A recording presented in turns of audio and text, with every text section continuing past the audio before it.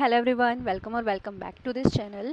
हमने हमारे last videos में हमने हमारे वेरिएबल्स देख लिए थे और उन पर हमने प्रैक्टिकल भी परफॉर्म कर लिया था लिनक्स में। अभी हम हमारे जो लेक्चर है उसमें देखने वाले हैं ऑपरेटर्स। अभी हम इसका बेसिक थ्योरी यहाँ पर कंप्लीट करेंगे, फिर नेक्स्ट लेक्चर से हम इसमें अपना प्रैक्टिकल भी स्टार्ट करेंगे।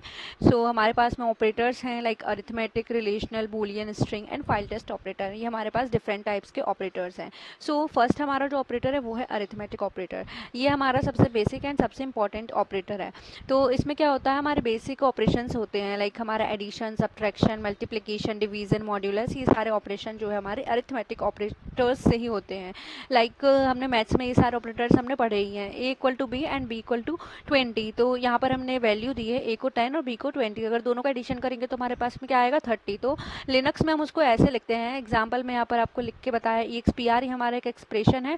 और ये वाला जो साइन है आपको 1 के साइड में की होती है, वहाँ पर आपको ये साइन मिलेगा, ये जो ऊपर साइन बना है ये XPR। और $A प्लस $B ये वेरिएबल है, इसलिए हमने $A लिखा है। तो ए में हो गई 10 और बी में हो गई 20, तो इट विल गिव क्या, 30। अगर हम ई को करेंगे, हम XPR बनाकर सी में एक वैल्यू साइन करके और ई को सी करेंगे तो सी में हमारा 30 आ जाएगा। तो ऐसे हमारे पास में है सब्ट्रैक्शन। तो सब्ट्रैक्शन में XPR $A माइनस $B, तो हमारा क्या आएगा, -10। और मल्टीप्लिकेशन करेंगे तो इन दोनों का मल्टीप्लाई हो जाएगा, दोनों का मल्टीप्लाई हमें 200 मिलेगा।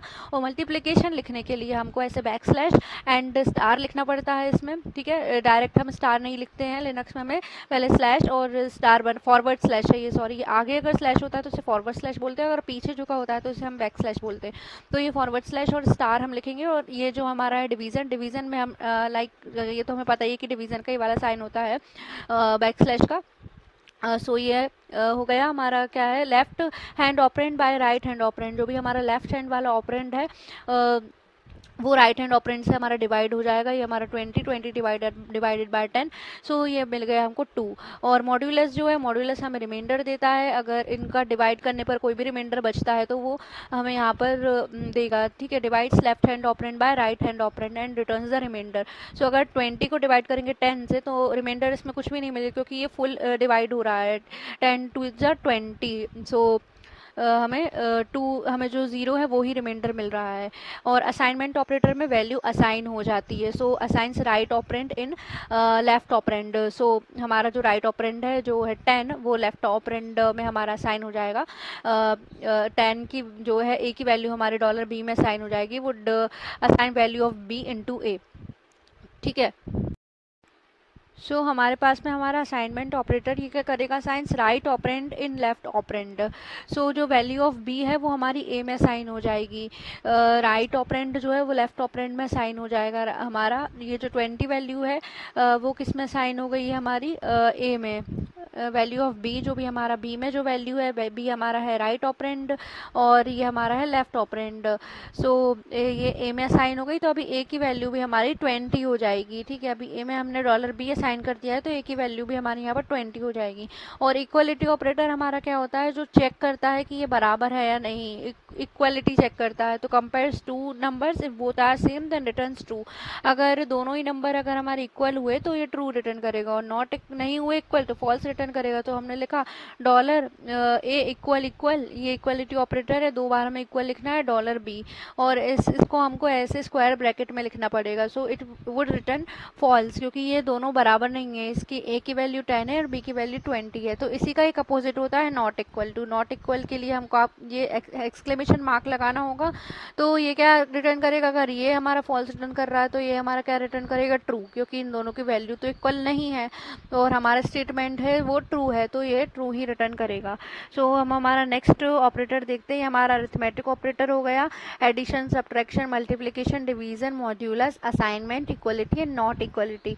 हमारे पास में नेक्स्ट हमारा ऑपरेटर है रिलेशनल ऑपरेटर। इसमें क्या होता है, shell supports the following relational operator that are specific of numeric value and these operators do not work for string values unless their value is numeric.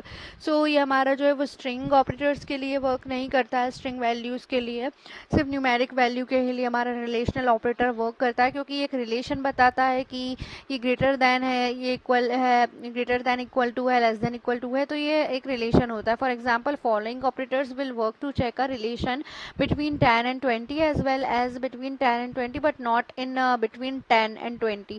सो हम ये 10 and 20 में तो रिलेशन चेक कर सकते हैं, और अगर हम ऐसे डबल कोट्स में 10 20 करेंगे तब भी रिलेशन देगा, बट अगर हमने टी एंड 10 and 20 ऐसे लिख दिया तो ये इसको समझ नहीं पाएगा, तो इसका कोई रिलेशन नहीं दे पाएगा ये हमको. Assume variable A holds 10 and variable B holds 20, then it is very important to understand that all the conditional expressions should be placed inside square braces with spaces around them. For example, हमने लगाया हमारा square bracket, space दिया dollar A, फिर space और less than equal to, फिर space and dollar B space and हमारा जो है स्क्वायर ब्रैकेट को क्लोज कर देंगे. ये हमारा करेक्ट है. अगर हम ऐसे लिखेंगे बिना स्पेस के तो ये हमारा करेक्ट नहीं होगा और ये हमें कोई भी आउटपुट नहीं देगा. तो हमें इसमें ध्यान रखना है कि हम इसके लिए अपना जो है स्क्वायर ब्रैकेट का भी ध्यान रखें और स्पेस का भी ध्यान रखें.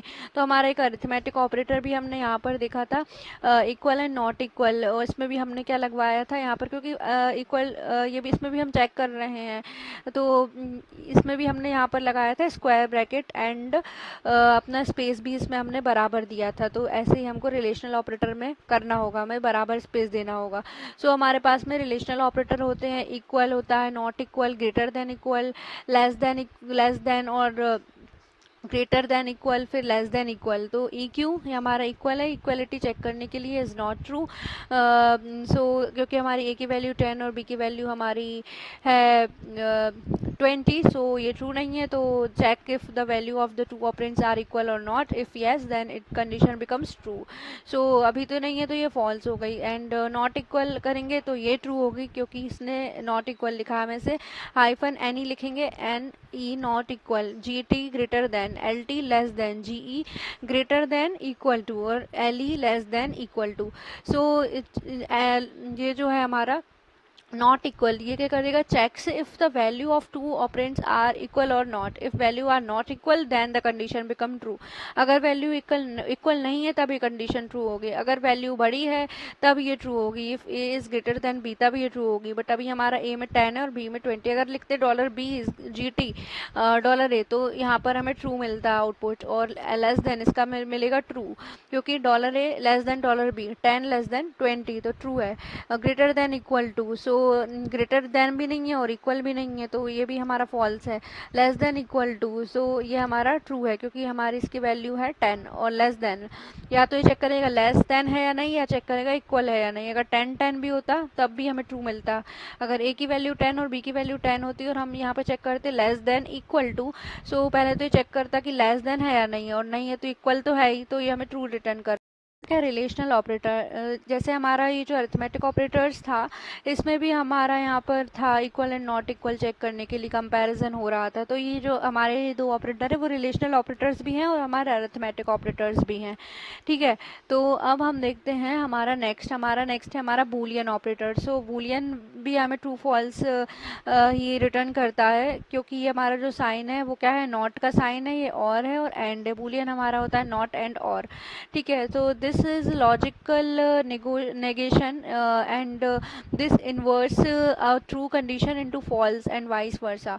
So अगर हम डॉलर फॉल्स करेंगे तो ये ट्रू बन जाएगा, डॉलर ट्रू ये एक्सक्लेमेशन ट्रू करेंगे तो फॉल्स बन जाएगा. अगर हम फॉल्स के आगे ये लगा देते हैं जो मार्क है, ये वाला एक्सक्लेमेशन मार्क, तो ये नॉट का काम करता है. अगर कोई चीज़ गलत नहीं है तो वो चीज़ क्या है, वो चीज़ सही है.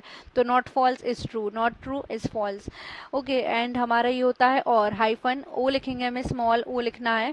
तो दिस इज़ अ लॉजिकल और हो गया. And if one of the operands is true then the condition becomes true. अगर इसमें से कोई भी एक ऑपरेंड ट्रू हो जाता है तो कंडीशन ट्रू हो जाएगी. और हाइफन ए जो है होता है एंड अगर कोई भी दोनों ही कंडीशन हमारी ट्रू होनी चाहिए तभी ये पूरी की पूरी कंडीशन हमारी ट्रू होगी.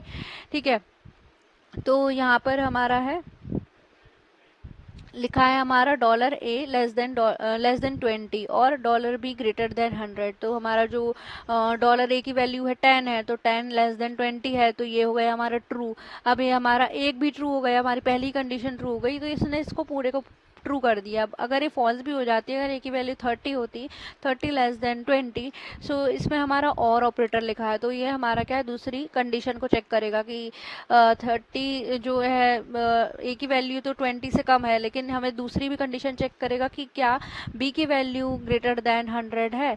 तो अगर बी की वैल्यू हमारे पास में ट्रू आ जाती है, मान लो हमारी बी की वैल्यू 101 होती है, तो ये हमें ट्रू दे देगा। बट ये कंडीशन दोनों ही चेक करेगा क्योंकि इसमें हाइफन ओ लिखा है। सो कोई भी एक कंडीशन चेक हुई तो ट्रू दे देगा। हमारी अगर फर्स्ट कंडीशन हमारी थी क्या 10, ए की वैल्यू हमारी 10 है, तो 10 लेस देन 20, तो इसने ट्रू दे दिया। और गया क्योंकि बी की वैल्यू तो ग्रेटर देन 100 है ही नहीं, हमारे बी की वैल्यू 20 है, और जो 20 है वो 100 से छोटा है, फिर भी इसने हमें ट्रू ही रिटर्न किया क्योंकि इसने सिर्फ एक कंडीशन देखा कि दोनों में से कोई भी एक अगर ट्रू हो गई तो ये हमें ट्रू दे देगा। बट एंड में ऐसा नहीं होता, एंड में दोनों ही ट्रू होनी चाहिए तभी हमें ये ट्रू देता है। सो अगर इसने चेक करा $a लेस देन 20, तो ये तो ट्रू हो गई। ए की वैल्यू हमारी क्या थी 10, तो 10 हमारा लेस देन 20 है, तो ये तो ट्रू हुई। फिर भी इसने हमें फॉल्स क्यों दिया, क्योंकि इसमें हमारा हाइफन ए लिखा है। अब ये करेगा दूसरी कंडीशन चेक, तो दूसरी कंडीशन भी हमारी ट्रू ही होनी चाहिए, तब जाके हमें ट्रू देगा हमें output. So B is $b is greater than 100, ये फॉल्स हो गया क्योंकि हमारा जो $b है उसकी वैल्यू हमारी 20 है, और जो 20 है वो 100 से बड़ा नहीं है, वो 100 से छोटा है, तो ये हमारी फॉल्स हो गई ये वाली कंडीशन। इसलिए उसने दोनों ही चेक करी और दोनों में से कोई एक भी फॉल्स हो गई तो उसने फॉल्स दे दिया, और इसमें उसने चेक किया दोनों में से कोई एक भी ट्रू हो गई तो उसने हमें ट्रू आंसर दे दिया। तो ये हो गया हमारा बूलियन। बूलियन में हमारे होता है नॉट, एंड और ठीक है। अब हमारे पास में होता है स्ट्रिंग ऑपरेटर, ये थोड़ा सा डिफिकल्ट है समझने के लिए। Assume variable A holds A B C and variable B holds E F G. So हमारा जो ए है, स्ट्रिंग मतलब होता है कोई भी स्पेलिंग हमने लिखी है या कोई भी हमारे जो कैरेक्टर्स होते हैं, कलेक्शन ऑफ कैरेक्टर्स ही हमारा स्ट्रिंग होगा, इसमें कोई नंबर नहीं है, ठीक है। तो हमने ए में हमारा ए बी सी है और बी में हमारा ई एफ जी है, दोनों तो इक्वल है ही नहीं। सो हम चेक करेंगे check if the value of two operands are equal और नॉट। सो ये भी हमारा ऐसे ही काम करेगा, $a $b is equal no, तो ट्रू ये क्या करेगा, इज नॉट ट्रू मतलब फॉल्स है। और नॉट ट्रू अगर कर दिया तो नॉट इक्वल कर दिया तो हमें दे देगा ये ट्रू। और हाइफन जेड जो होता है check if the given size operand is 0। So 0 तो नहीं है इसका साइज, सो ये हमें ट्रू नहीं देगा, फॉल्स ही देगा। हमको इसको ऐसे लिखते हैं हाइफन जेड $a, जो डॉलर है उसमें तो 3 हमारे कैरेक्टर्स हैं, 0 नहीं है, 0 साइज नहीं है, तो ये हमें फॉल्स देगा। और हाइफन एन जो है तो check if the given string operand size is non zero, if it is non zero length then it will return true. तो ये तो हमें ट्रू ही रिटर्न करेगा क्योंकि ये नॉन जीरो ही है, क्योंकि इसमें हमने कैरेक्टर्स रखे हैं एक 0 से ज़्यादा। और एस टी आर जो है वो चेक करेगा कि check if a string is not the empty string, if it is empty then it will return false.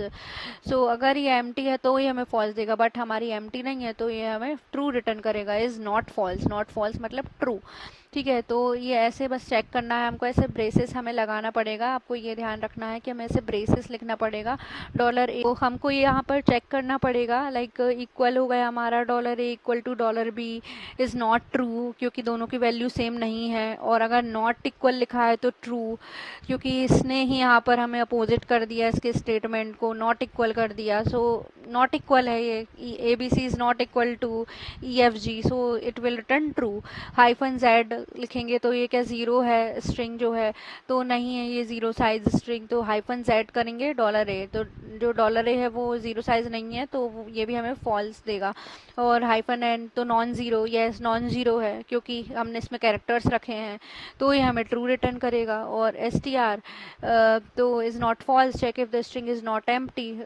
Not empty या नॉन ज़ीरो सेम ही है हमारा, सो डायरेक्ट हम लिखेंगे $a, तो ये हमें आउटपुट दे देगा ट्रू। सो ये हमारे होते हैं स्ट्रिंग ऑपरेटर्स, इनका यूज़ ज़्यादा नहीं होता है, इनको सिर्फ हम चेक करने के लिए कि हमारी जो स्ट्रिंग है वो नॉन ज़ीरो है या नहीं है, इसका साइज़ वगैरह चेक करने के लिए ही यूज़ होता है। स्ट्रिंग के इक्वल है या नहीं दूसरे स्ट्रिंग के, तो उसमें ही यूज़ होगा, बाकी इसका ज़्यादा यूज़ नहीं है स्ट्रिंग ऑपरेटर का। सो अभी हमारा नेक्स्ट ऑपरेटर है हमारा जो है वो है हमारा फाइल टेस्ट ऑपरेटर। सो फाइल टेस्ट ऑपरेटर भी बहुत ईजी है, इसमें बस आपकी जो फाइल की परमिशंस होती है वो सब चेक होती है। Like assume a variable file holds N existing file name test and the size of which is 100 bytes and has read write and execute permission। so हमारे पास में एक फाइल है उसका नाम टेस्ट है। टेस्ट नाम की हमारे पास एक फ़ाइल है, उसमें कुछ 100 बाइट्स का कुछ डेटा है उसके अंदर, और उसकी हमें चेक करना है कि has read write execution permission on. So read के लिए हम चेक करेंगे -r लिख देंगे और फाइल नेम लिख देंगे हमारा, जो भी हमारा $टेस्ट। सो वो हमें ट्रू रिटर्न कर देगा कि check if the file is readable, if yes then the condition becomes true. Read write execute जैसे हमने अपनी परमिशन देखी थी, एग्जीक्यूटेबल है तो भी हमें ट्रू दे देगा, अगर नहीं होगी एग्जीक्यूटेबल तो फॉल्स दे देगा। और ऐसे करके हम फाइल की परमिशन चेक कर सकते हैं। तो -s है इसमें। Check if the file size greater than 0, so then condition becomes true. अगर 0 से ज़्यादा है तो ऐसे -s और $फाइल नेम लिखेंगे तो हमारा चेक हो जाएगा। तो ये हमारा हो गया फाइल टेस्ट ऑपरेटर। फाइल को टेस्ट करना है, हम देखेंगे हमारा प्रैक्टिकल हमारे नेक्स्ट लेक्चर में। सो तब तक के लिए stay tuned with this channel, क्योंकि उसके बाद में हम अपना इफ़ एल्स एंड लूप्स भी कंटिन्यू करने वाले हैं इसमें, और ब्रेक स्टेटमेंट भी देखने वाले हैं। फिर हम अपना वापस से हमारा AWS का पार्ट स्टार्ट करेंगे। सो तब तक के लिए stay tuned with this channel and do like share and subscribe this channel, and thanks for watching and keep learning.